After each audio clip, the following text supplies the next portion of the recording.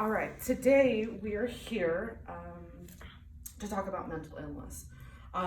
For as long as mental illnesses have been diagnosed, people have skirted around the subject as if it's too taboo to speak of. We should not view mental illness as a crazy disease, but instead of a living, breathing, normal thing.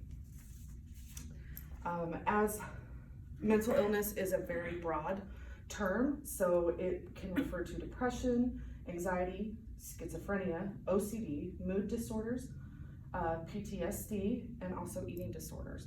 So there's a wide variety of things that fit within mental illnesses.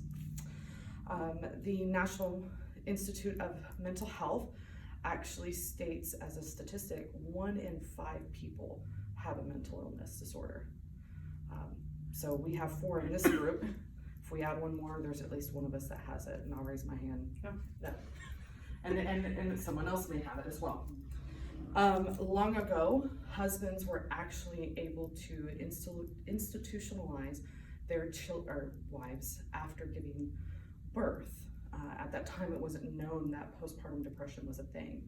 So instead, they would place them in an insane asylum with a bunch of others who had far worse issues and were criminals, were murderers and rapists and everything like that. So because they had depression and were suffering, instead of being able to provide accurate treatment, they were just placed in an insane asylum.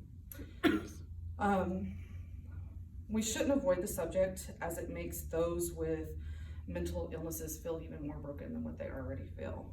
Different, crazy, unnatural, or even scared to speak with or seek treatment for their illness. We as a society need to embrace that these illnesses exist and that people with these illnesses matter. Mental illnesses are not preventable, but they are treatable in most cases. For too long, we have put those who bear this burden off to the side or put them down as if it's their fault for having it. We can end the stigma towards mental illness by supporting and encouraging those needing help to find the proper care, by creating more affordable avenues to receive treatment, as well as requiring places of work to allow for more mental health days, which will promote better self-care for all, not even just those limited to mental illness.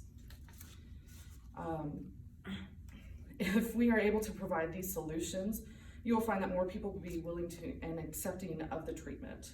You find now, for instance, our homeless population aren't able to go out and get that treatment, but perhaps they'd be more willing to get that treatment, which may help them better their lives and move on from being homeless and having a much more